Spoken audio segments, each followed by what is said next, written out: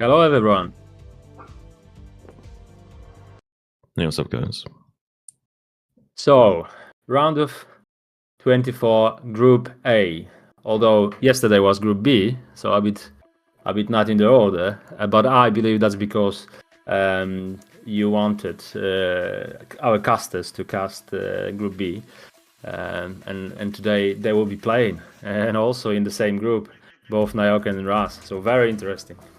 Yeah, I mean, both of them are very strong Terran players. Nike is a very strong Terran player. Razzle Dazzle is a very strong Pros player. We also got Tarson, another interesting Terran player.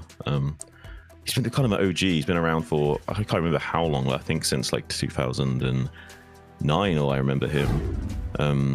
Be interested to see how he stacks up today. You were just saying off air just a moment ago that he's actually been performing quite well recently, right? Oh, he was on Polish Championship in Warsaw last, or was it this month? I think it was this month, yeah. He did this month. He took third place only behind Bonnet and Koget, which are, as we know, like very strong players. Yeah. Well, Bonnet, obviously, is Bonnet, it's different level. Yeah. But he was on top of his form, and he smashed, for example, Mish, I think. Oh no, sorry, he didn't have the chance to play Mish, but he won with everybody else. Just I think was he playing Zero? I think he was playing Zero. Okay. Nice. And Zero is magnificent player offline, and he took fourth place. So well done for Zero, and that was second time in the row. Yeah. Last time in June. Also in Warsaw, Zero took fourth place, so he's doing really great. But now focus on the players today. So we got StRyKeR, Zach from the US. I don't know much about him, but quite impressive stats in BSL. I think he's very decent player. I've seen him beating Dawid on, I believe that was King of the Hill or some sort of tournament like this. On his top form, I think Razz will not have an easy game against him. I think it will be very interesting. I think it'll be a very interesting game as well. Yeah, I don't think StRyKER's like the strongest Zerg versus Zerg player, but I think he's very respectable in both ZVT and ZVP, so we'll definitely give Razz a run for his money, whatever happens.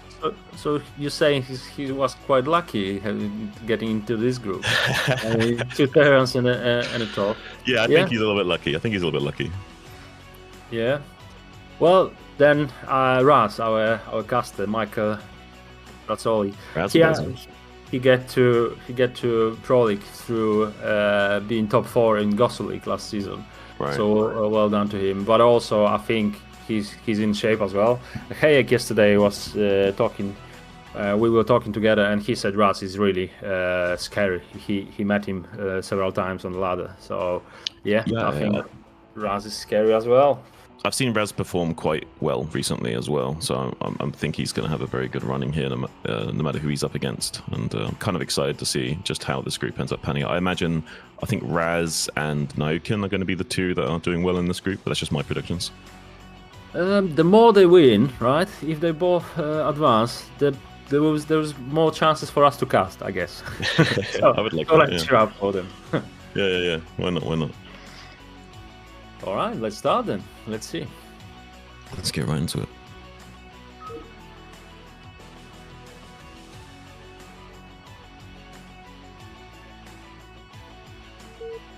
So first map, Neo Dark Origin. Yeah. So here we go. Alright, we got spawning in the top left, none other than your boy, Razzle Dazzle, as the blue Protoss, and his opponent in the bottom right. Yes, StRyKER. Yeah, now switching to red Zergs, and we red StRyKER. Well, I'm kind of excited to see ZVP on Neo Origin. I mean, there's so many shenanigans that can occur on this map because of this back mineral, kind of like Destination style. Back in the day, used to be all kinds of shenanigery going on in this matchup. But isn't that a big wide open? Yeah, but notice how in Destination you had these like bridges right outside the natural, right? Whereas on this map, it's like much further out, easier to control, and not so much of an issue of defending early game. Yeah, I agree. Zero, are we have the vision? Do we have the vision for the for? No, we do have in Discord, but not on the stream, I guess.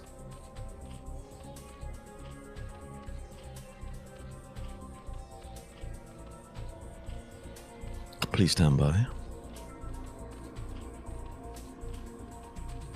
Oh, sorry then. Sorry. Got it.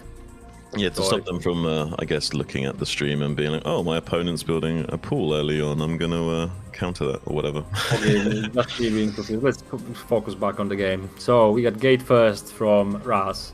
Yeah. So something potentially aggressive.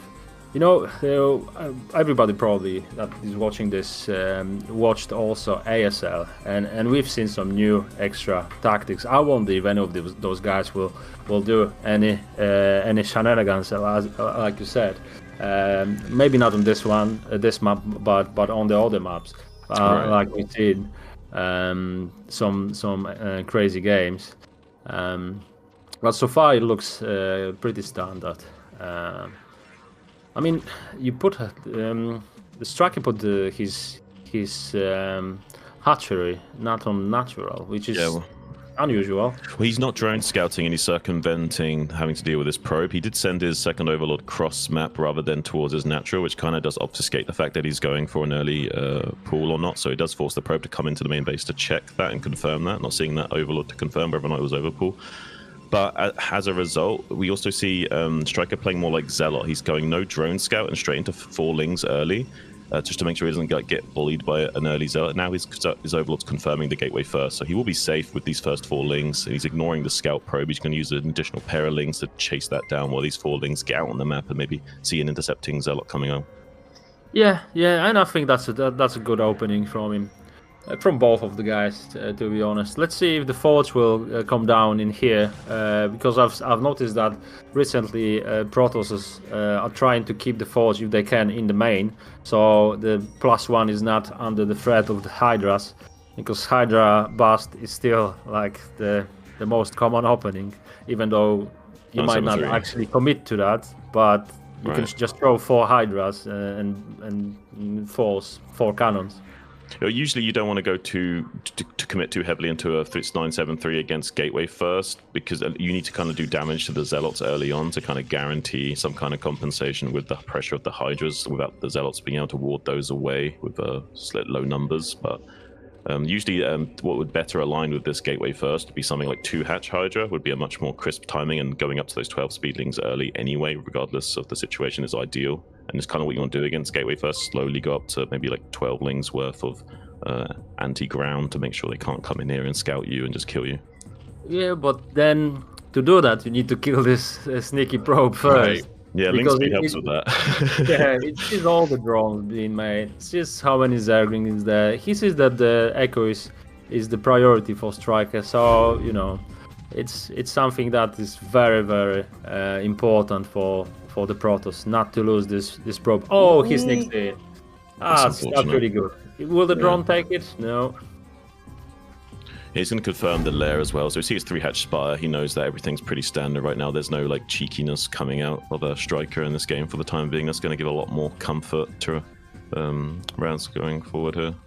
That's right. He confirmed the saturation is quite big. The Hydra Den is not down, and as I said, the Forge is in the main, so that's +1, not on the risk, even though if there will be a Hydra Den. So yeah, well played from Razz. Looks very solid. Yeah, and he's got a way of making a single cannon for a very long time. He's only just recently started building this one cannon here, so he's very optimized. About as optimized as you can be about being a pro gamer, I'd say. I don't think he skipped any probes, and also he had his cybernetic core very early as for this opening. And StRyKeR's only just now confirming this cannon finishing up. It's probably being a little hard thing for him to swallow, realizing just how optimized Razz is going to be right now in this game. It's going to be a little bit... As Zerg, you kind of just want to just make drones in situations like this. It doesn't... Later on in the game, for example, when Zerg, when Protoss starts to expand rapidly on the map, even if they're taking their 4th base, whatever, as Zerg, as long as you can just maintain your own rapid expansions and just constant drone production yourself, it's not too much of an issue. But in this situation, there's not really that kind of production that StRyKeR can rely on to boost up that power drone to the same extent. Well, you know that Razz will come out very, very quickly, right? He's got the Corsair out, so he will confirm now every single drone on the map. He will confirm what is the build order. I'm not sure if Spire is finished yet. Okay. So not bad from StRyKeR. So he will be able to save all the obvious. Maybe one will go down. But I think Razz, I think he can come out. I know there is no upgrades, no legs or +1, but still it forces StRyKeR to either build Sunkens or more links. Right. Yeah, no, it does. It does kind of force these lava to go straight into lings as a result. He will be trying to squeeze out a few mutas behind this, ideally at least 5. So I imagine there's going to be 2 pairs of Scourge, followed by, if he wants to, maybe about 5 to 10 Mutalisks, if he wants to do a kind of bit of a Muta Ogre Zerg pressure here and apply a lot of pressure to Razz to try and kind of get some control of the game. So he sees 2 Scourge trying to intercept this Scourge, not quite getting on the vector bone and losing their momentum. A little bit of a misclick from StRyKeR. I think it's just unfortunate. It just so happened to be like very. Oh no, and he's not even paying attention. He could have maybe sniped this one. He's going to get a scout off in the main base with this Scourge though. Sees the time. Well, he didn't see all of it. Yeah, he didn't see the Templar time. The Templar Archive, which is critical because obviously there is a fight with the Zealots.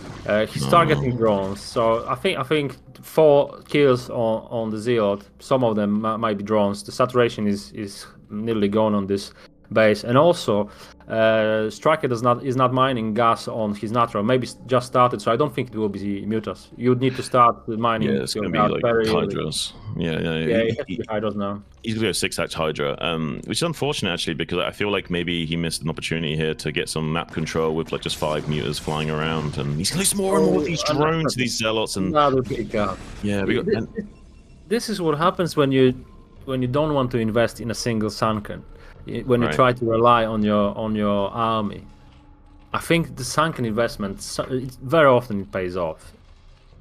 Well, if you're not especially I do kind of agree with you. The problem is with Zergs is like they're always trying to find a way of cutting corners, especially when they know the Protoss is optimized, and he knows just how powerful the Protoss economy is right now, and he's trying to find any advantage that he can, and even if that's just keeping one drone out to mine instead of making a Sunken and spend the money on that creep. But like you say, like he's going to be losing drones as a result of not making that Sunken. So sometimes you just think to yourself, well, the EV of making that Sunken would probably be a net gain, so why not just make it, right? But again, StRyKER's economy, because of that, it looks solid. It does look solid. He put the 3rd hatchery on the 2nd base, so that will give him really good lava count. I think that the number of drones will be maybe not the same as pros, but not that far away. With saturation on 3 bases, the income will be similar, I think. I think he's going to Ogre Zerg, actually. He's gone up to 3 gas, and he's just with his Corsair... Sorry, with the Scourge, he's confirmed there's only like 1 Corsair out right now. I think he might be considering banking up some gas and eventually doing a little muta switch here, getting up to like maybe 10 mutas and then going for like some high Templar snipes before his Hydra engage in the mid-game. Good call. I think so, yeah. I think you're right. If he will collect... What do we need? 800, 900 gas? We need at least 9, I think. I think you want at least 9 mutas to make this work. Yeah, and then you can do some harassment on the natural as well, because there is a lot of space behind the minerals, and there's no cannons nowhere near there. So the only defense will be just storms. But then you're risking throwing storms or your own probes. So this is what we don't want. And the composition of army of Protoss, actually mutas are the counter, but they're not there yet. Nothing's flying. Hydras are being made. So Yeah. let's. Oh no, sorry, I was wrong. You're already fine. I was waiting for the camera to see the mutas on screen. I was seeing the mini map. Yeah, there will be at least 5 mutas made. This could just be for pressure, but he could go all the way up to like 10. But he at the very least might want to fake a muta switch here and put on a little bit of pressure, keep Razz pinned back, and wanting to make anti-muta cannons and maybe remake a few Corsairs, or at least just keep his army pinned down and not really be comfortable with moving out at the risk of these Templar snipe potentiality. Yeah, it looks like this is his plan to put, because if that would be me, I'll probably make an Archon now, which probably is because it's the reason why I'm not playing in Pro League. But the answer from Razz is to make some more courses. I'm not sure if he's got +1 on courses. That would be beneficial. No, it's not. So not sure if that's the right investment, but go on. It's definitely easier to fight mutas with courses than any other units. I mean, Dragoons shoot up, but they're really cost inefficient against mutas. If you make non-stop mutas versus non-stop Dragoons, the mutas will usually always win. And always forcing storms as well with this small pack of mutas. I mean, there's no way of Razz knowing exactly how many mutas are here. If they're more or less relatively stacked well, then it's very difficult to tell just how many mutas are in that clump as well. So as far as he's concerned, there's potentially 9 mutas here that could run in and just start sniping these Templars. So he's going to be very tentative and careful with how he moves out and takes his third base. Yeah, that's right. And in the meantime, you know, you got bridges that, with the lurkers on the other side, you just can't go. You need to go around now. So it need to be a total play from Razz now to get the third base, confirm the 4th from StRyKeR. And to be honest, I pretty much would say that StRyKeR is in a better position now. No, he is. He's in a better position, and he's also going straight into Hive after seeing this third base timing. So he's going to have a very good transitional timing as well to deal with this. He's going to try and see him fly in here, maybe come in on the angle of this Templar that was kind of left straggled out as a refugee in this outpost. But Razz was quick to identify that and move back into position to prevent that snipe. So now going to be rotating around down to this 4th base location area. It's very difficult to contain both locations at once as Zerg here. So you kind of do have to kind of let them come out onto the map still. But now that he's we at least have this big wide arc to work with as Zerg, so we can skirmish with him, slow him down a little bit here while we start to macro up like crazy. 145 supply for StRyKeR right now. He's coming in the back with these mutas, trying to snipe some of these high Templars as well. Might get one of them, not actually able to do so yet. He's trying to keep his units ready split up. Some pretty good storms from Razz. Going to be trying to skirmish with the Zerg and trying to ward him back now. More and more lurkers starting to stream in from the north as he tries to overwhelm his vision. There's quite a sizable critical mass of Dragoons to start shelling the Zerg, but if he can just start sniping and popping some of these Dragoons, it's like the tank count in TVP, resetting that count of goons will really set Razz back. But right now Razz doing a great job of just keeping all his units trading well, and that's all you need to do in a game of StarCraft, just trade well and force interactions, and he's doing a good job of that so far. Yes, very solid trade. The only downside is you got only Dragoons, which are, well, don't trade really great against Zerglings. I think the upgrades are pretty equal. I only seen one forward, so it's 1-1 against 1-0. Well, those goons still alive. There's no Sunkens, so yeah, it looks like StRyKeR is in trouble. Yeah, he's might get some damage done. I mean, the Dragoons are on top of the production right now, and like siege tanks, they don't even have to get into the base of the Zerg. They can just sit outside and start shelling the hatcheries, shelling the tech buildings, and really start to put the pressure on the Zerg, forcing the Zerg to engage with the units as they come out of the hatcheries. So they're not really engaging with the critical mass needed to overrun these Dragoons. And now we start to see the macro hatcheries and the Evo chambers being targeted. Some of the goons are going down. You want to target fire one of these Dragoons at a time. A few storms coming in, though. GG going to be called for a strike again. It's like Razz is out game number 1 here. Very sorry. Did you notice that there was only one observer? If he would snipe it, everything would be stopped. Yeah, it gives another win condition here for StRyKeR. A little bit of an oversight from Razz not to keep those in production. Yeah, out of nowhere, actually, Razz took a really nice fight. Take the right location to take this fight. So he planned it well and just went through it. Really solid. Yeah, I'm really impressed with that performance from Razz. I'm a little bit confused with StRyKeR though. I really feel like he should have done the 10 mutas and then put a lot more pressure onto Razz and snipe more of these high Templars and kind of slow down the storms available to him, so he can't just run out with the death ball of Dragoons and Templars and overrun the Zerg like that.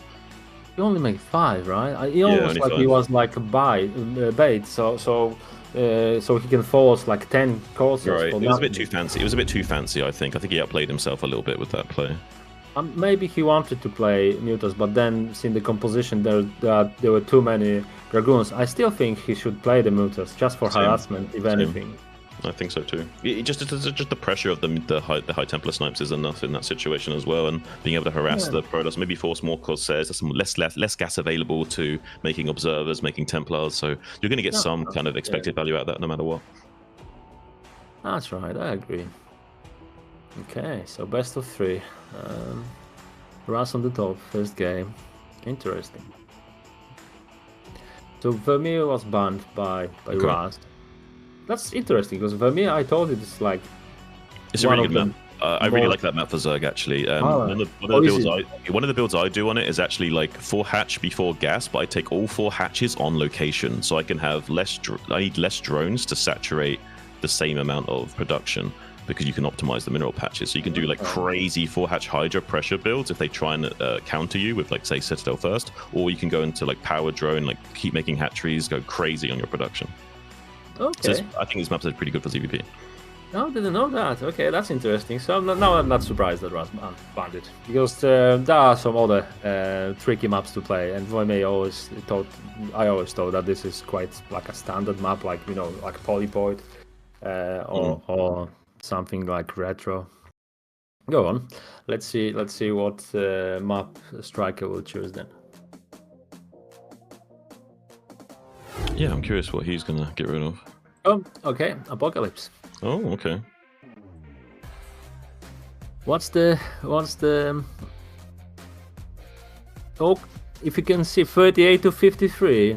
Yeah, I'm not sure this was... That's the best one to choose then. Okay, hang on a second. There's one thing I will say. If he does go Gateway first on this map, this would be great for 2-hatch Hydra, and 973 is very strong on this map because it's a low ground map. There is no high ground to defend from, so if you do get busted, it's pretty much over. So it does kind of lend itself to being a little bit Hydra bust favored. One thing else to mention is a lot of the meta right now is building the cannons quite close up against the wall, which means you can do the kind of Ling heavy Hydra bust where you just make 4 to 6 Hydras of speed only, run up to the wall, snipe the cannons, and the Lings do the rest of the heavy lifting against the Zealot pressure. Yeah, but also I don't think this is so much favored for the map for Protoss. I believe this the statistics we see, Protoss are dominating BSL. All right, let's go. We got. All right, we're gonna get right into this game here. Yep. All right, so. On Apocalypse, at 12 o'clock, we got our red Protoss Razz. Currently 1 game up, playing very well on Neo Dark Origin. Yeah, very solid performance. His opponent in the bottom right. He's 1-0 down, but can he bring it back? It's the blue player StRyKeR from America. Yeah.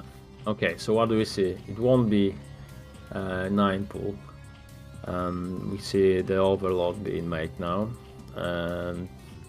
It's very rare to see 9 pools in ZVP unless you're trying to do some kind of meta game, I think. Yeah, well, the thing is, I've seen on ASL recently that whatever is not very common, it can work very often. Well, I think the reason why, that's the thing, right? It's because it's not common in those meta situations where you're in a tournament and like every player is like thinking of every possible mind game or like chance of getting an edge over their opponent. It comes down to like these really complicated ways of thinking, and you do end up doing non-optimized builds for the sake of like, obfuscating the fact that you're doing those builds.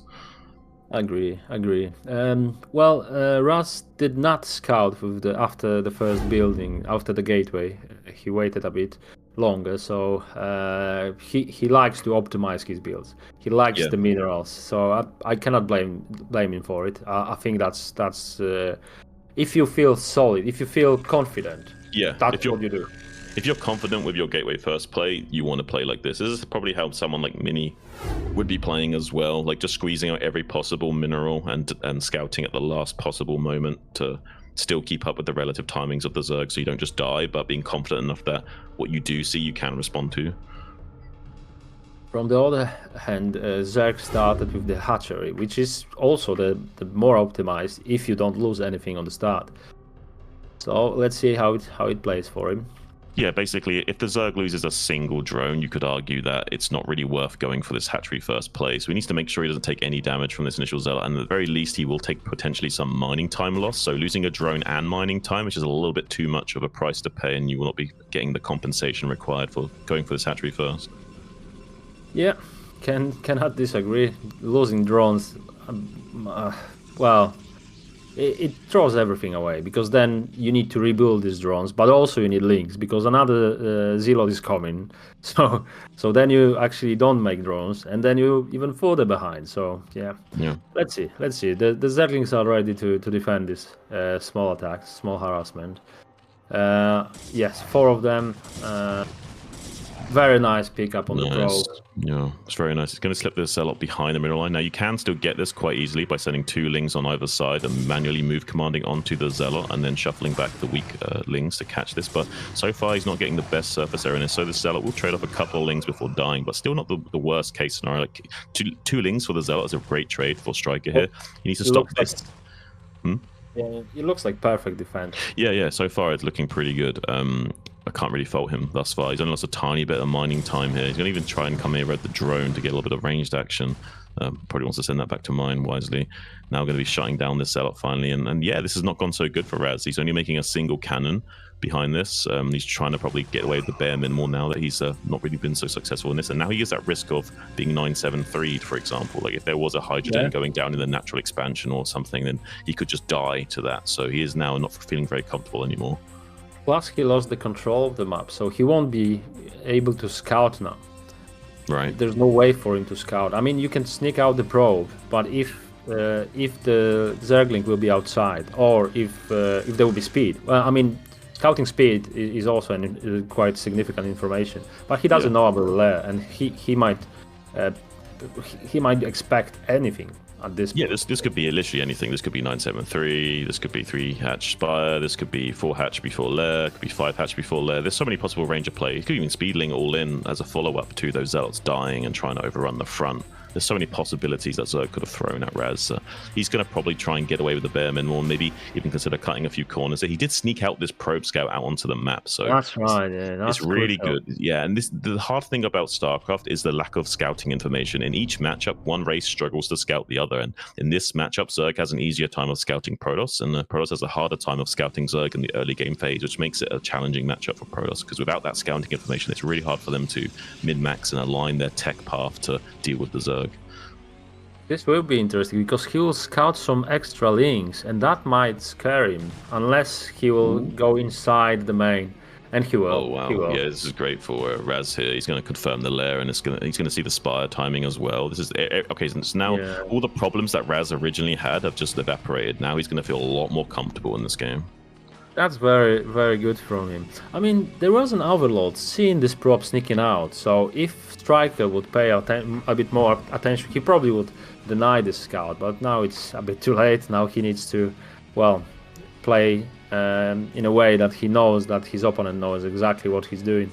I think the speed kicked in now.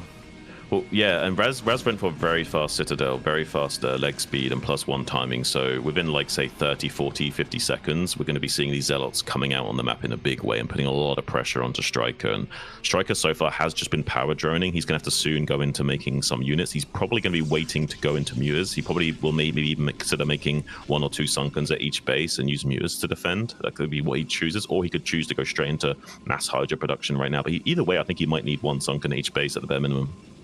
Well, I think he's mining his gas from natural straight away, so I think it might be Muters. I think so. But Razz recognizes that, and doing a double Stargate, it's instead of, I don't think he's got Templar Archive. It's going to be Ogre Zerg, it looks like, but we don't know for sure. It's going to be Ogre Zerg versus double Stargate, so this could go either way. It's going to be like a double-edged sword of a matchup right now. Both players going to be vying for air superiority. Looks like StRyKeR still squeezing out rounds of drones, identifying that Razz is yet to be confident enough to come out onto the map. It is the timing that he could come out onto the map, and he's choosing not to. He's elected not to come out onto the map with these Zealots. Maybe he doesn't want to lose them to the Muters. Maybe he wants to wait for, wait for a few more rounds of Zealots right when the Muters would probably start hatching, and then come out onto the map and keep the Muters busy chasing these Zealots while he's got time to get his infrastructure set up back at home. I think StRyKeR is happy with what he's just seen. That there's no Templar Archives, there's double Stargate. He's got so much drones, so many drones, that he can switch to Hydras very quickly. Yeah. Well, but he didn't expect this attack, so he needs to defend it very quickly. There's a lot of Zealots. I mean, even with the Mutas coming here to kill the Zealots for free, it doesn't matter. They might still get a lot of damage done here. The drones are coming back into drill as well. It's very important that StRyKeR doesn't lose these hatcheries. He needs to lose at least one of these hatcheries, which is a bit of a nuisance here. He's not losing the main hatchery, which will slow down the gas mining critically. So he will be able to still maintain 900 gas a minute. So he can, if he wanted to, produce up to 9 Mutas a minute. It's a big production for Zerg at this phase of the game. But StRyKeR's being very annoyed. StRyKeR's feeling very annoyed right now because he did lose quite a lot of mining time and losing a little bit of production to these Zealots. But overall, I wouldn't say this is too bad for StRyKeR. He's still in a phenomenal position. He's got a big fleet of Scourge and Mutas to follow this up. Only a single cannon in the main base and only one defending the mineral line in the natural expansion. So there's a timing here, a big window for StRyKeR to come in and do a lot. Yeah, there's a big window here. Yeah. Let's see, because StRyKeR might not commit now. He might just rebuild his economy. He might switch to Hydras. And then, because Razz lost a lot, Razz doesn't have the army. He only has something to defend. So StRyKeR is like, he's making the calls now. Yeah, I mean, we have these 3 Zealots out on the map, which are going to cause a little bit of a nuisance coming in and causing a bit of distraction when finally this Ogre Zerg does hit. So maybe at the 3rd base, those Zealots would be best. So it looks like they're going into the natural expansion. Actually, there's not a lot of units here to defend for StRyKeR. This is going to be annoying either way. So actually now being distracted, he's going to pull these Mutas back and lose this window of timing, being able to go into the main base of Razz and cause some damage here. So this is kind of a bad situation for StRyKeR. He's missing out on potential damage in the main base of Razz and will allow him to stabilize in this game a bit. Yeah, but go on. With the number of drones that StRyKeR has, I think because of the build order of Razz, I think he might cut some probes, and also he won't be having his 3rd for a long time now. With his with this army, these courses are useless against Hydras. Yeah, you're right about that. So it has to be High Templars. It has to be. Yeah, no, it does. But then, what about Lurkers? Because I think Lurkers are the follow-up. Yeah, I'm worried about Contain being very close, and I think this is the plan from StRyKeR. It is a very good plan. If that is the intention, it is a very good plan to go. He's not even mining this 3rd gas just yet, so maybe he's a little bit delayed on things. He's having a hard time after getting pressured at that 3rd base so much. It took him a little bit of time to re-drone up and get that mining back to optimal. But now it looks like he's going back heavy interest production. I think he's mining that 3rd gas again. So now we could see a big influx of lurkers and what have you, and maybe a contained setup. So Razz is able to move out soon. He's throwing down quite a few gateways. His relative timings have been slowed down about a minute or so, but he's still going to come out onto the map in a big way soon. I'm not sure how successful that'll be. He's going to have to micro very hard to make sure that these Corsairs are going to be able to gun down these Scourge, so he doesn't lose too many of them, so they can keep warding away the Mutas from coming in here and sniping these High Templars at the very least. That's right. Yeah, it's tricky for him to engage now, and also I think he will be in a defensive mode, try to put his 3rd down. And not to engage. I think he recognizes that he doesn't have enough to cause like a significant threat to the Zerg, but he might stabilize. He might be alright. If only he wants to play this game, he just need to sit and wait for mistakes of his enemy. Yeah, he seems like he wants to challenge the Zerg now. There is a pretty big wide arc of Hydras. He's trying to slip a few Hydras behind and kill some of these beautiful storms coming down, killing most of those Scourge, and they don't get great connections as well. There's at least 6 Corsairs remaining, and they just gun down the Mutas that were in the sky. There's 2 straggling High Templars that might get picked off by a few Hydras right now, but look at this. Razz is in full pursuit right now. There's just nothing for StRyKeR here at all. Lurker Tech isn't even done yet or something. There's nothing here to really defend against this. He's just coming in and pressure the expansion. There's a lot of units going to be hatching out, but now the Zealots are already on top of the production, and with the Corsairs also here gunning down the Overlords with their neutron flares as well. Either way, StRyKER's going to take a lot of damage here. It's just a couple of storms, and that throw entire game on his head. I mean, it looked like Razz just wanted to survive, and now he wants to finish the game straight away. I mean, Protoss is pretty good, right? Look at this. This is crazy. Yeah. Those guys on this legs running, those are strong guys. Look at them. These are man lots. I think he borrowed some zealots from Reach's, surplus bank and like realized that, hang on, man, there's a lot more man lots that aren't being used. We're gonna get these out here. You know what? I think Razz, we missed Razz waited for 2-1. I think he waited for the upgrades and just storm out. And StRyKER's on 38 supply, 37 supply for StRyKER. Out of 38, he's lost all of his overlords. He can't even make anything right now. This is absolutely devastating for a Zerg player. There's not really any way of recovering from this. That's it. And I think out of 37 supply, 20 are drones. So there's nothing. Yeah. And Corsairs are just flying around and having fun. GG. Wow. Razz, very convincing 2-0 victory over StRyKER here. Kind of went the way I thought it. I did think Razz was very favored to win this way. I didn't think he'd win in quite such a convincing, going to be indicating that he's going to be performing terribly here. But it's a little bit concerning, at least. Yeah. All right, guys. So we're going to be jumping right into this game here on Neo Dark Origin. Game number 1 between Tarson and Nyoken.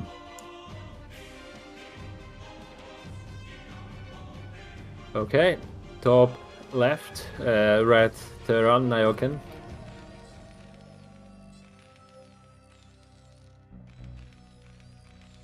And his opponent in the bottom right. Very OG player, none other than Tarson as the blue Terran. Okay, let's see how they build their supplies and then barracks and yeah. It's very exciting stuff, isn't it? Oh, he's building a supply depot. Ooh, he's making the barracks on the edge of the base so he can scout him faster. Woo! Yeah, I'm sure we're gonna have a lot to talk about in the first few seconds of this game. I mean, looks like Nyoken's supply depot was slightly faster. Yeah, all right, better optimization then. Okay, I've seen some games where Terrans were starting with like 6 racks on the middle of the map. But no, not this time. Yeah, I mean, you do see some crazy plays out of Terrans these days. And yeah, you do see the 6 racks these days, even crazier than the 8 racks. So it is possible we saw some absolute monstrous shenanigans right out of the gate. But no, both players can be playing standard, it looks like. It'll be even slightly delaying the barracks timing, it seems. Oh, is Tarson going to go for a CC first? Because Nyoken's making the barracks at the edge, but it looks like Tarson's thinking about a CC first. Yeah. Oh, wow. Okay. Building that will be that expensive. You don't need 250 minerals for anything. Yeah, it's going to be a CC. Yeah, it's going to be a 13 CC or 12 CC even. Oh, yeah, 13 CC. That makes sense. Yeah, I think that's not cutting any probes build. Yeah. This is the more optimal way of playing. If you're boosting your mineral patches, 13 CC is the way to go here. Okay, let's see how it plays for him, because the vultures will be coming very soon. I think Nyoken was like practicing the fastest factory opening, and I think this is the one. I think this is how he built the gas quicker than usually. Well, let's see.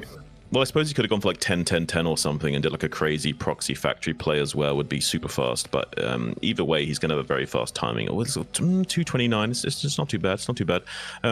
The thing is that how Tarson will be able to wall in this natural expansion to prevent the surface area of the vultures being too much to handle going into the later early game phase here. Because you can build, say, like a Mickey Mouse 2-supply wall in the natural expansion to kind of deny surface area for those vultures, eventually squeeze out a tank to block up the gap as well. So it's like Nyoken going to be identifying this pretty early on with this SCV scout, putting a little bit of pressure on this building SCV force. He gets the kill on the SCV as well. Beautiful from Nyoken. That's a really nice pickup from him early game. That's going to cause a lot of frustration into Tarson. He didn't expect to lose that SCV. You need to be a bit lucky so the SCV that is building is still somewhere there that you can reach it, not in the middle, because in the middle you just can't at all. So you're saying it was an Artosis SCV rather than a Flash SCV? Yeah, Flash's SCV would have lived, guys. Do you need bunker from Tarson's perspective now? Yes. I think he does. Yeah, he's got the SCV scout in the main base, so he saw the machine shop first. So he knows that he doesn't need it right now, but he will be making that soon, most likely. He confirmed CC from Nyoken, so it's Yeah, he knows that it won't be. If there will be an attack, they won't be very committed. So I think he's all right. I mean, with the bunker. Right, yeah, he doesn't need to make the bunker for quite some time. There will be nothing coming out of this factory for a while, so he doesn't. He's going to start the bunker, which is a better optimization for him. Especially losing that early SCV, he needs to cut every corner that he can. So, look at this. He got the SCV scout at 650, so that's a little bit of luck for him going that way. He got the good scout and he got the SCV back, so a little bit of good news there for Tarson going forward. Vulture finally now slipping out for Nyoken. What do you think? Is that a speed or mines? Mines would be smart. He could go for speed and try to do the pressure play, but I just don't think it's going to be good. I think right now he just wants to go in. I think it's up to him, but he could go for mines into early third. Might be an idea here, or he could. I think that might be a good play. Just mines into really fast third base. I think mines will be map control, and speed obviously will be some type of harassment trying to run by. But I think in this position, map control will be smart and move. Because if there is a good wall in, then your vultures won't go in, and then you just wasted your chance to control the map. Well, it looks like Tarson's going to go for the tactical play of throwing down a starport. So if it was something like a siege contained follow-up from Nyoken, then Tarson would be able to handle that quite well with the tools available to him. So I think mines here would serve him better as well. I agreed. And also, you can see Tarson is expecting some weird harassment, so there is a supply to control that on 6 o'clock. I like it. It also will help him to identify dropships later on. Yeah. Right now, seeing the first-person perspective of Tarson here, as he's trying to dance across his keyboard with his fingers like spiders, keeping up with the modern meta as best he can, quickly switching his attention and task focusing to try and best deal with this player Nyoken. Did he not scout the second starport? I think he didn't. I think he didn't. Okay, so yeah, that would be a window for Tarson. I mean, he did still scout the first one, but did he see the? Did he see the control tower flashing as well? Did he see the upgrade? I don't think he did. I think he chased away the barrack and then started it. Okay, this is going to really obfuscate what Tarson's doing, if that's true. And it's actually might be a little bit of an issue for Nyoken if he doesn't identify this quickly enough. I mean, it's usual to see like just one Wraith out of Tarson. This is not unusual, but he's probably going to hide the rest of the race for some time and wait until Cloak's finish and then put on a lot of pressure. We might see like 1 or 2 Wraith. He'll show 1 starport worth of production, but he's not going to show all of his Wraiths, I imagine. So he's going to come out here and put on the pressure, kill this barracks so no more factories can be made. It's very annoying for Terran to have to remake that barracks before they can make any additional ones. So it's nice getting this, and also denies map vision for Nyoken as well. So in a sense, it's giving him kind of like indirect map control here. We do have these mines laid out, which will slow the advance of Tarson, which does afford a bit of flexibility and comfort for Nyoken going forward. But with this air superiority coming out from Tarson, it will allow him to be really annoying going forward. Okay, comsats are being built now. There is 1 Goliath. I think the cloak is done now. Yeah, so there will be some losses in SCVs. So every second now, those rides are on the top of the SCVs. He should lose 4, I think.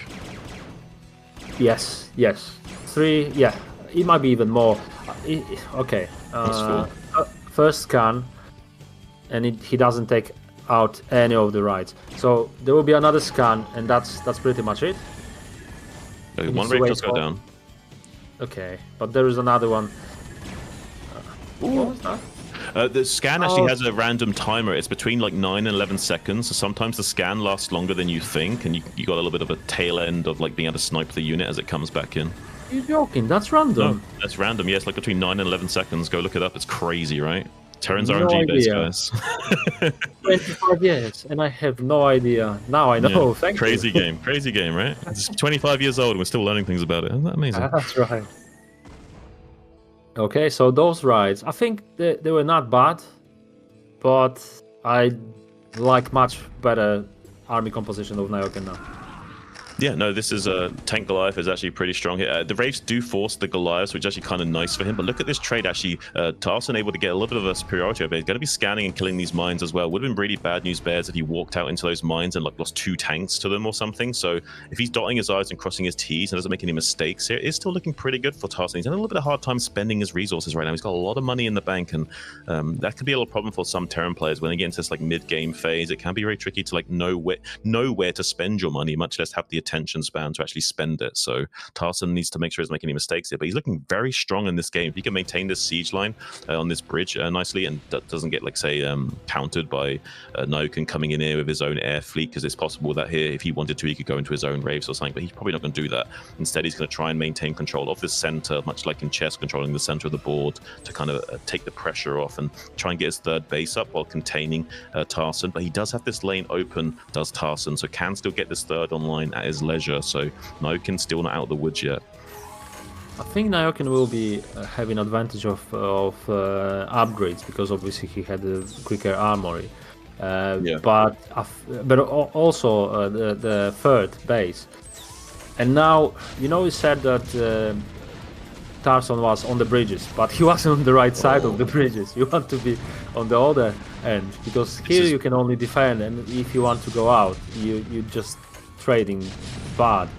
Yeah, this is bad engagement here from Tarson as well. He's not trading cost efficiently at all. It was really unfortunate for him that he didn't come out there. He needed to very carefully control those tanks across both bridges as he came out, and instead the tanks all kind of got clumped up and blocked the vultures coming in as well. So a little bit of a botched attack there from Tarson, which is going to make Nyoken's edge in this game all the more sharper here going forward. So right now I would say like you're quite astute in your observation. I feel like Tarson's slipping behind a little bit in the tactical edge of this game with the map control that Nyoken's afforded himself, and now with his third base finally being online, that's going to pay for itself in a few minutes time with these SCVs mining at it. So yeah, right now Tarson needs to get his own third base up online and maybe find a way of causing some pressure. We do have a drop ship out right now, so single mine. Can you see the single mine? Yeah, finally. Yeah, this reminds me of like StarCraft 2, where you could like hide like a changeling underneath a command center or something. Oh, that drop ship! I'm supposed to be there. What are you doing? What are you doing there? Keep this drop ship alive. It's so valuable to him right now. This could just like do a lot of damage by sending some vultures to a natural expansion or something. And instead he's going to lose it to this Goliath. Oh, that's painful. You not only lost the dropship, you also showed that you were planning to do dropship. Yeah, this is not looking good. He's going to kill these 2 tanks for free as well on the northern threshold of this tank line as well.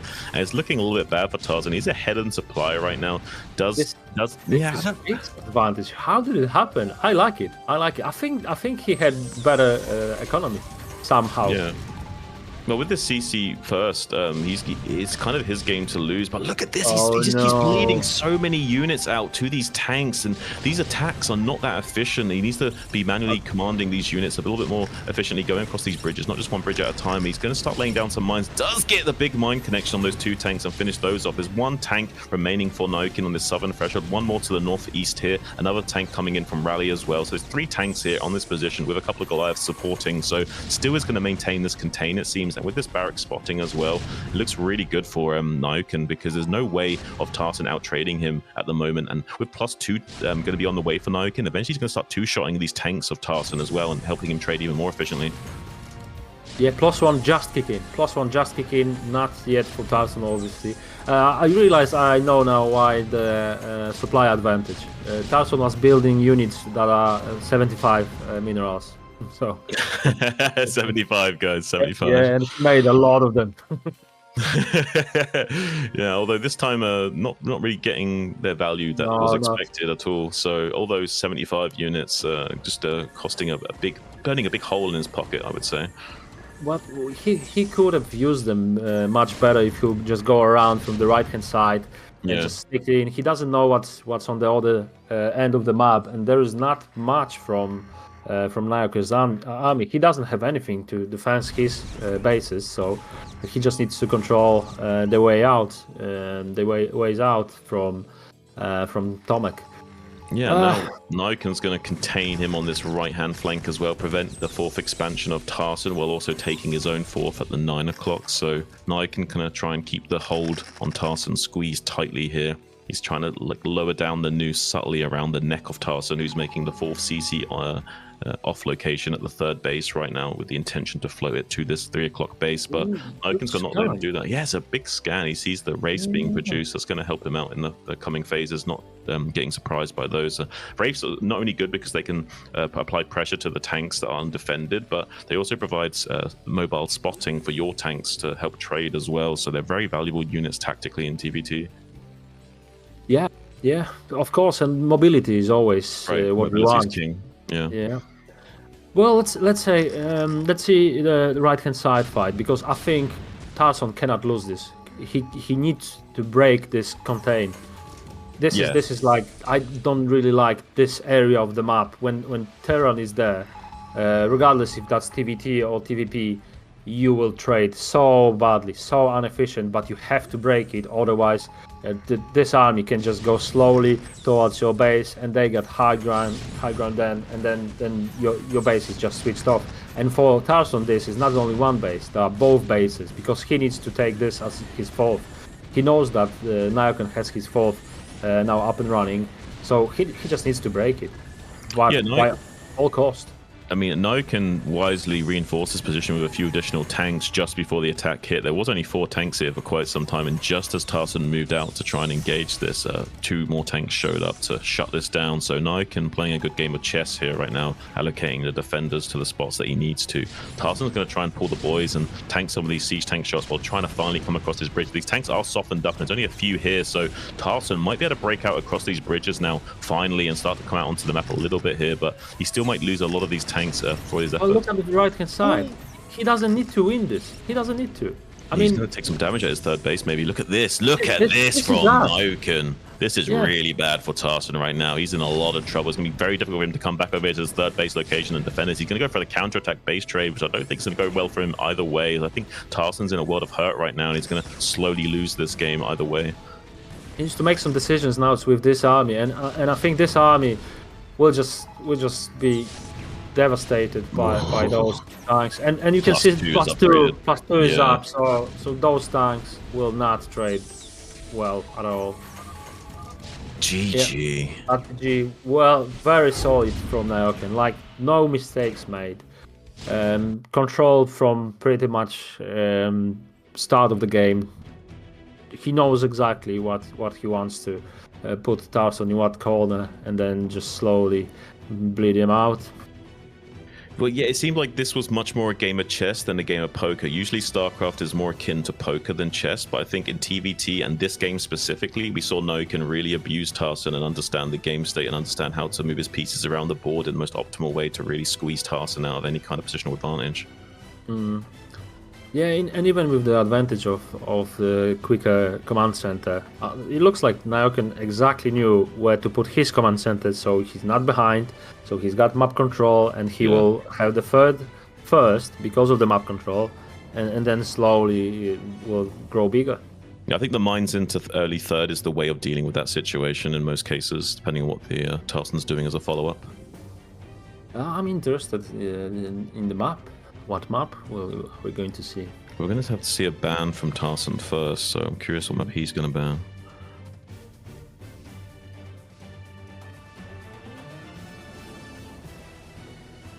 Okay, Apocalypse is going to be banned from Tarson here. That's interesting. Yeah. Maybe he wants some high ground. Oh.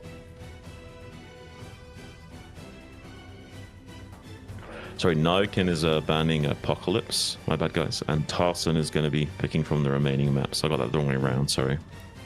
Okay. Yeah, Tarson being the one who lost is going to be picking from the map pool after Nyoken makes a ban here. And the ban is going to be Apocalypse from Nyoken, and Tarson's going to make a choice here from the remaining maps.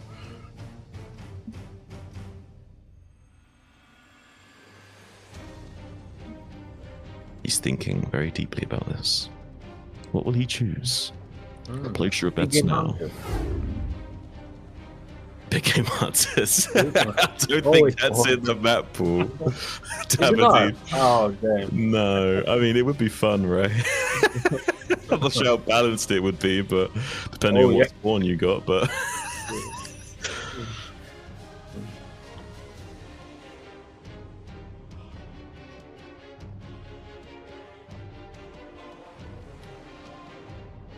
What's that? What map? Radeon. Okay. Oh, the AMD map. Yeah. The AMD map, guys. Usually the maps just have the AMD logo, but this time we've gone full AMD, even the map name being after one of their product line series, the Radeon graphics cards. So, yeah, I'm happy to see that. We're going to be seeing this map is very different. It's got the longest rush distance in the game, and also the alignment of the natural expansions is mirrored, which is very unusual. It's basically a remake of Circuit Breakers, but now we don't have this 9 o'clock, 3 o'clock basis. It also has a very weird amount of bases, like 14 instead of 16 or 12. So very unorthodox in its map style and architecture. Looks very symmetrical as well. Yeah, yeah. It's very interesting map. Yeah, these natural expansions are both facing each other, so they have these mirrored, aligned natural expansions. So very short rush distances if it's horizontal, but very long distances if it's vertical or cross. Okay. All right, guys, we're going to jump straight into this game. Let's get going. Let's see how it looks like this time. Let's see the build orders. So Tarson, top right in the red. Yeah, he's currently 1 game down. Not the best performance after his early economic lead from that CT first, but his opponent in the bottom left probably thinking pretty good about his tactical decisions. It's Nyoken, currently 1 game up. It's the blue tone here. What do you think? Will there be another CC first from one of them? Because you know they don't expect that, right? You Right, don't expect that twice in a row, or you can just, well, this is like you want to show it your opponent how it's done, and you just play what he just did, but it didn't work. Well, this is where poker comes into StarCraft. It's like how many layers of thinking do you want to go, and you need to identify what level your opponent is thinking at, so you don't think too many steps ahead. And it looks like Tarson's feeling a little bit frustrated, actually, like a little bit of emotional reaction from him there. I don't think he's feeling as comfortable as maybe he'd like to be in this situation going forward. And like I was saying about the levels of thinking, it's like you want to think, what is my opponent thinking? Or sorry, what am I thinking? What is my opponent thinking? Now, what is my opponent thinking that I'm thinking? What is my opponent thinking that I'm thinking that he's thinking? And on those layers go, and you need to calculate what layer is your opponent thinking on, and you just think 1 or 2 steps above that. Yeah, and in the meantime, you forgot to supply and you lost. Yeah, I think something like that happened in the boosting or mineral optimization of Tarson in the early game, because there was a little bit of emotional reaction from him there. So I think he maybe making a little misclick or something. Yeah, it's easy done. I've seen some buildings just cancelled, you know, on the last second or that because you just forgot. Do you remember Idra cancelling his command center against Nani or something back in the day? Like, that's just, that must, oh, can you imagine? Hydra. Nani was the Protoss player. Yeah, but I remember something. I think there was something on WCG as well. Like big misclick. Okay, we got a diagonal scout from Tarson. Smells like map hack. Okay. Yeah, I think he's he's activated his star sense. He's been playing this game for many years now. He realizes that he might not be the best player in the meta right now, but he's going to activate his 20-year-old star sense and figure out exactly where he spawned in. Going to be going for a very nice 15cc one bunker expand kind of way of playing. Maybe a little bit of safer, still trying to optimize for that economy, but who knows? You might see like a little 1-1-1 response out of Nyoken after seeing this bunker expand. Who knows? Yeah, well, again, the very fast factory. It's almost like Nyoken is just practicing the fastest factory he can get every game, which I cannot blame him for it, because the fast vulture is always, well, you can always scout, you can always do some damage, you can always be a threat, and you need to force some defense from your opponent. So yeah, why not? Well, this fast SCV scout might throw Nyoken off a little bit and make him think that it's a close spawn. So you might be expecting Tarson to be in bottom right or top left. Look at Nyoken. He might even end scout with this SCV and go top left now. And he will scout this bunker expand very late. If he does, okay, he is going to be scouting in the correct position. So we'll be identifying this bunker expand fairly early. His response to it, I'm very curious about. Well, I think he's confident enough not to commit anything silly. So he won't play, let's say, 2 factories, vultures, or anything like that. I think he would just play a slower CC, his own. Yeah, he already did. But will he throw down the second? Will he throw down a starport now? Do you think, or will he not do that and like stay? And that's something there is a lot of ways. You can play so many ways, because you know everything your opponent is doing. You've got control again. and then you just he's still mining the gas, so I'm guessing it might be a start pod. Used to be second factory, but it's possible he does go for the 1-1-1 here. Is what I was curious about, because there is a big opportunity here for him to do that. So we got 2 factories already from Tarson, not as the last time 2 start pods, which didn't really pay off. Yeah, and we got 2 factories from Nyoken. So mirrored builds, just Tarson's more economically optimized here. Yeah, but he invested in some marines that Nyoken didn't. So you got bunker, marines, that's some of the waste. Yeah.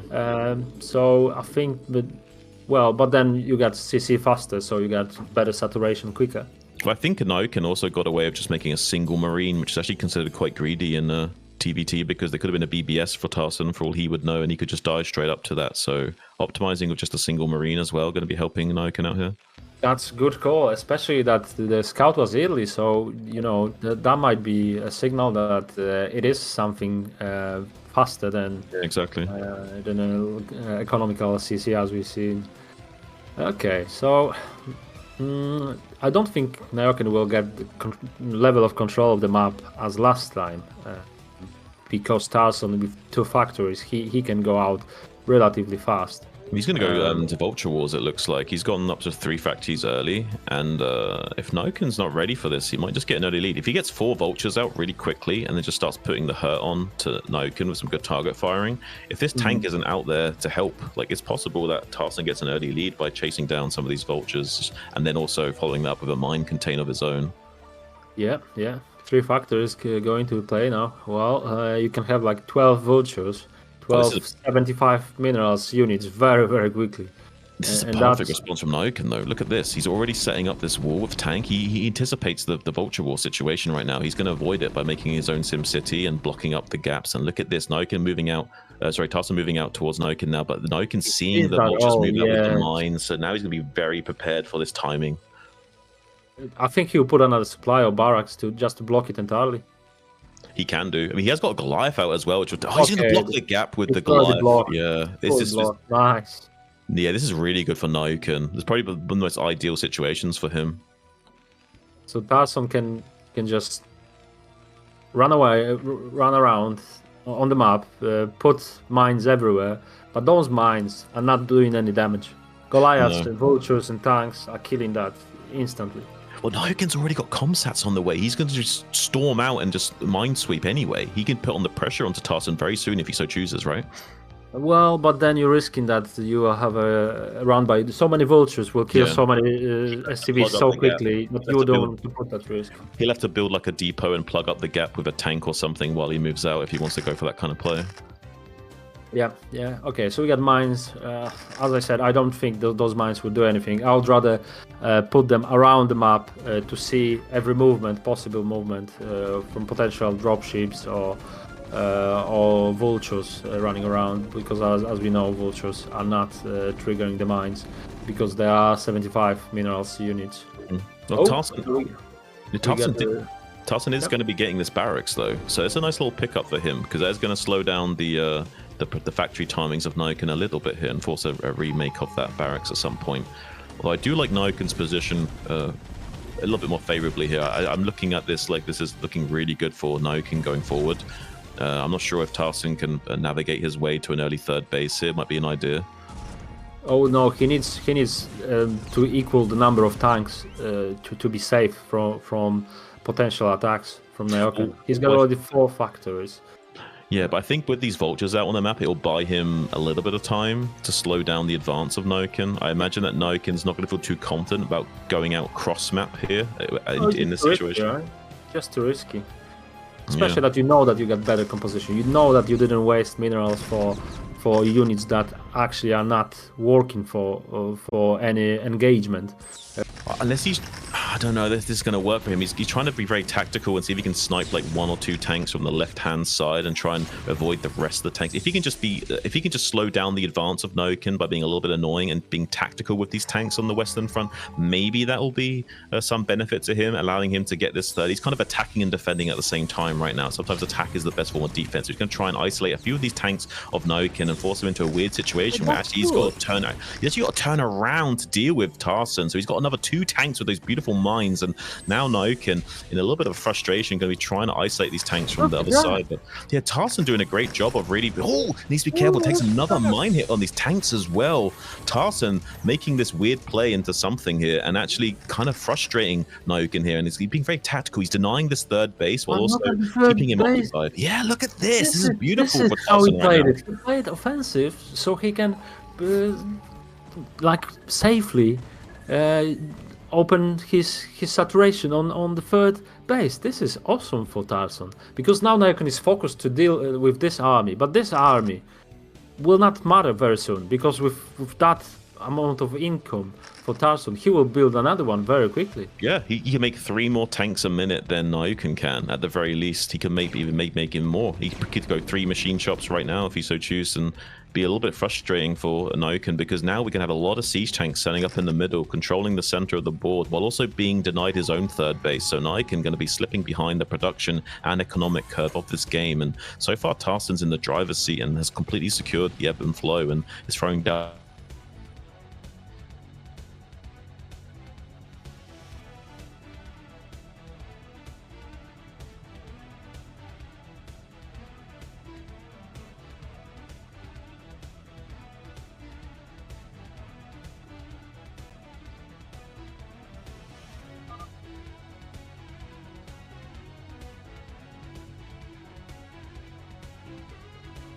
I think we lost Zero. Oh no, he's back. We're back. We're back. Yeah, it's just the quality is not there yet. Okay, there we go, guys. We are back. Momentary little glitch in the matrix there, but we're back into the action, it seems. Yeah, Nyoken. Oh, here he is. There he is. Yeah, he's back. He jacked back into his body. He's now blue-pilled up and ready to continue his function within the matrix. Do have a lot of tanks moving out for Tarson right now, and there are some Wraiths to help deal with this contain, but yeah, I mean, it's a very interesting situation we've got here. Eventually, Nyoken did take the 6 o'clock instead. Yeah, that's right. Yeah. That's interesting as well. I wonder if Tarson will scout it, because he recognizes that Nyoken without the third base is, well, that's suspicious, right? You should have third base, especially after that opening when you got your CC very quickly. Oh, this harassment.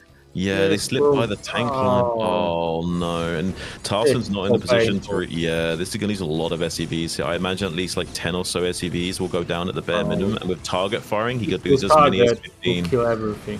Yeah, there's so many SCVs will go down here for sure. I imagine at least 15 SCVs may be dying here if he does target down a few more. So really unfortunate for Tarson. He does have a really good saturation though. Has his 4th command center finish, so it's still ahead of Nyoken in that curve, and supply's looking dead even, and Tarson's not behind in the upgrades like in that game number 1, so there won't be any +2 weapons advantage for Nyoken going forward. No really window for him to exploit being able to 2-shot these tanks off Tarson like before. So now I think Tarson's in a much better position. He didn't lose too many SCVs and really doesn't need that many minerals right now. So it's not too bad to lose those SCVs as long as he doesn't lose too many of them. And instead, if he maintains this map position and keeps Nyoken being a little bit slow in how fast he's expanding, although he is already getting this 4th base online with the gas going up, and he has to float his own command center to his natural in the bottom right. So far, Nyoken is catching up a little bit, and look at that gas bank from Nyoken, so he's sitting pretty for the time being. Well, I think it's time to think about how do you engage your opponent, and Tarson has got one idea. It's just going forward, right? Yeah, this is looking pretty painful. There is quite a strong siege line in the western side here, but there's a lot of tanks for Tarson. He's going to gain more and more map control. If he can just squeeze Nyoken out from these lanes, and he will then be able to attack this 6 o'clock freely. And Nyoken is desperate. Entrance. Yeah. That's interesting. And he's got +2, right? Tarson's got +2. No, not sorry. Quite. Nyoken's got +2, and Tarson's +2 will be finishing up shortly, but there's a small window here where Nyoken will be two-shotting these tanks, and he has 3 tanks, just 3 tanks holding on to this choke right now. SCV's being pulled off the line. The boys have been pulled to try and deal with these tanks, and they will be cleaning those up. It looks like Tarson's not paying attention. It's going to be just shelling and killing as many of these SCVs as possible, but not able to come in and do critical damage to this base like maybe he wanted to by shutting out from Nyoken's defense hit. Still looking good for Tarson. He'll be trying to shuffle down more and more of these tanks, but these 2 Wraiths just pew-pewing with the lasers here, the burst lasers, going to be shredding through these tanks and providing vision advantage to the Nyoken's own siege line while he restabilizes here. And it's looking pretty good for Nyoken, actually. He's defended this pretty well. He's at his 4th base up, but look at Tarson. He's also taking 12 o'clock now, so he's trying to explode even more. He's trying to just stay ahead of Nyoken at any cost possible, and he's throwing units away, though, right now. He's not really trading cost. He's trying to give him 3 vultures, though. He might better start one-shotting these SCVs and doing a lot of critical damage to the infrastructure and production capabilities of Nyoken by doing some damage to the SCV line here. And looks like Nyoken's not responding so swiftly to that. He has lost quite a few of these SCVs. Tarson, though, equally not really target firing down these SCVs quite as efficiently as he could. Is now starting to redouble his efforts and killing a few of those. But yeah, so far this game's looking very interesting because Nyoken is getting himself into a split map position where he can get this siege line set up on the right hand flank, but Tarson's not letting him do that freely. He's trying to send more and more units down here to challenge this position. Tarson has expanded down here himself, so wants to try and maintain this position so he can both attack and defend at the same time, and then kind of be a little bit greedy and set up more and more of these bases. Now with his own +2 attack upgrades, it's going to be trading evenly with Nyoken once again, and currently even on supplies, both players. So I would say this game is slightly favoring Tarson in the game state, but he has bled a lot of units for his efforts, so I wouldn't say he's doing super good either. Well, have you seen this ride that got 8 kills? I wonder how many of that is tanks, because those 2 rides, actually, they were pew-pewing, as you were saying, but I think they've saved the base. They've saved 6 they did.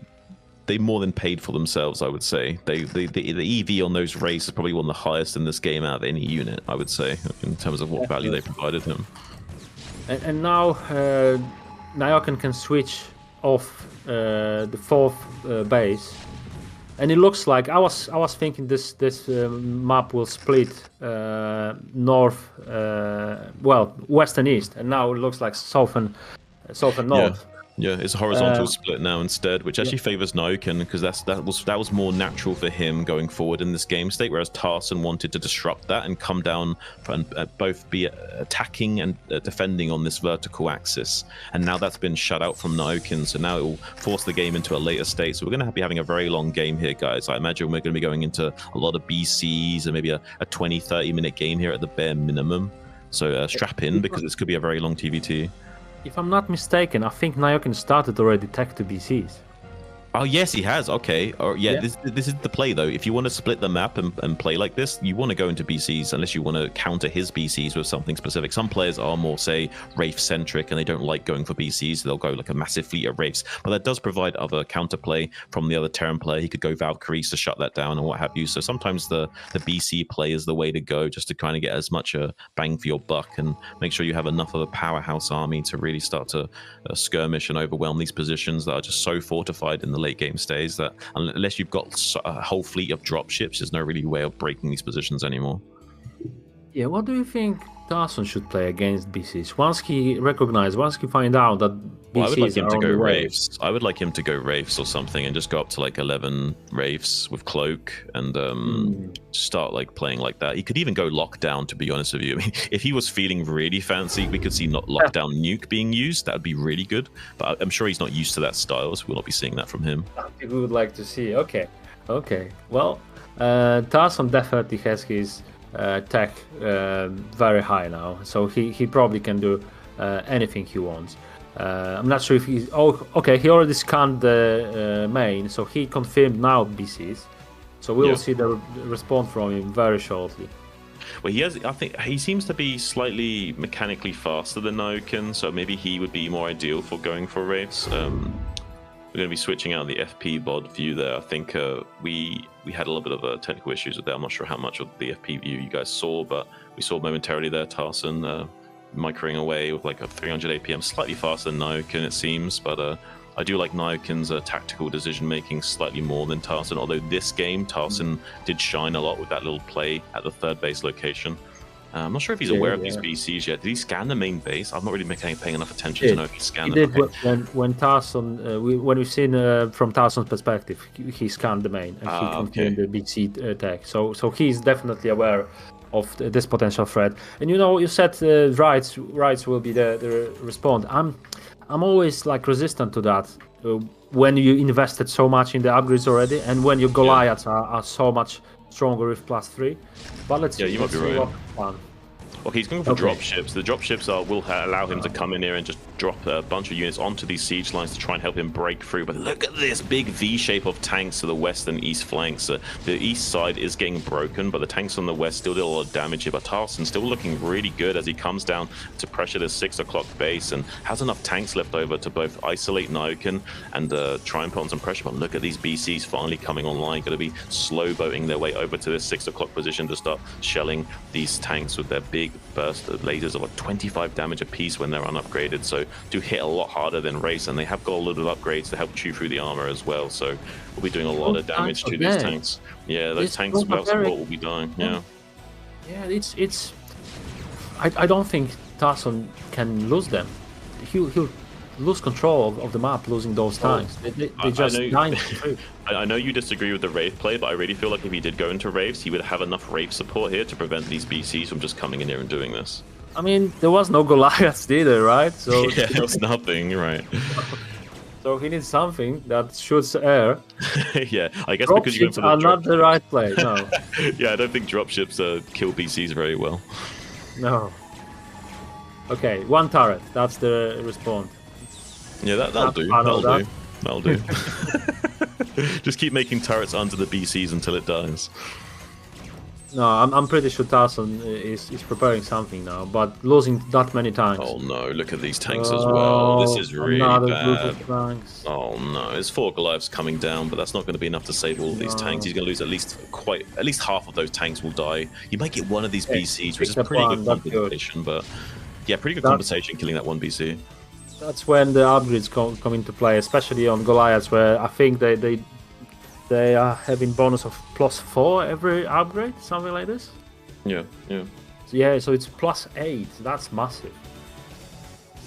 Yeah, I mean, look at Nyoken though. He's going to be attacking on this vertical axis to the northwest quadrant of the map now, and I don't feel like Tarson's going to have a response to that. He's barely got enough units to hold the center right now. Meanwhile, Nyoken's got other ideas. He's going to come over here and start shutting down some of these bases and forcing Tarson out of position. And Tarson has no mobility in his army right now. He's got these really slow tank Goliath army that might be quite strong in dealing with dropship play, but not so well at dealing with this kind of skirmishing style of Nyoken right now, just coming around the map with a few pockets of units to catch these SCVs, to shut down some of these mining bases. And Nyoken still has 3 bases access to any time of his leisure to expand bottom right, while also taking the top left quadrant. He's expanding north rather than east right now, because he also wants to take the role of Tarson like earlier and attack and defend at the same time and push up this vertical axis rather than just splitting the map.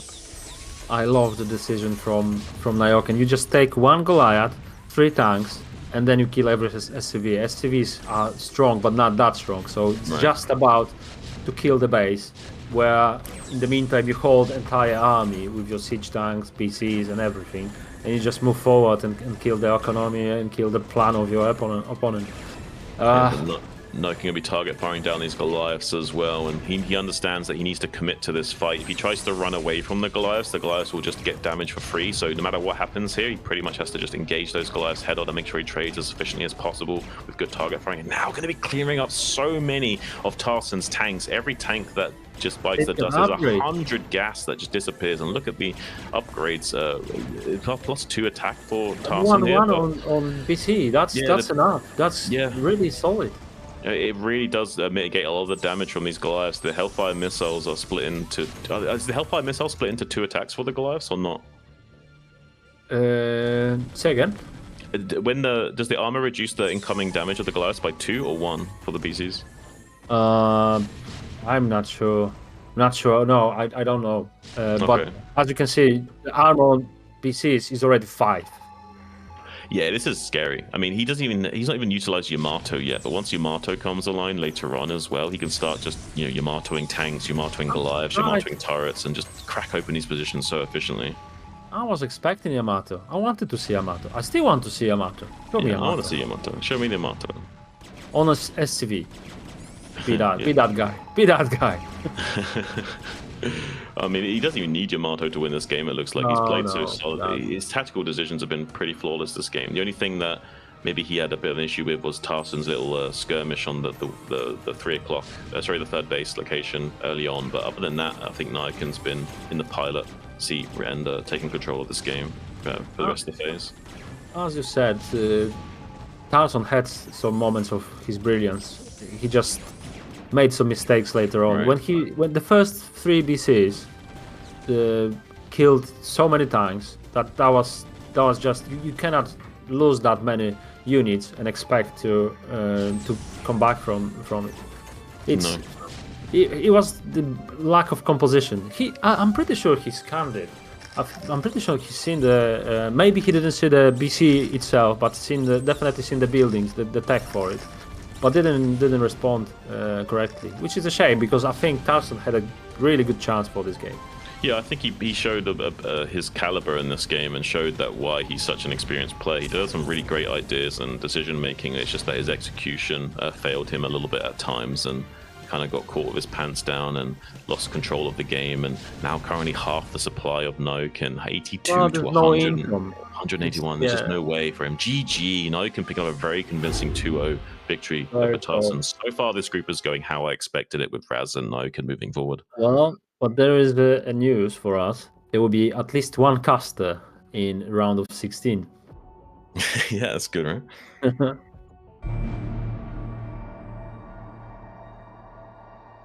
Even when you lost, there's always a hope. Rise and fight.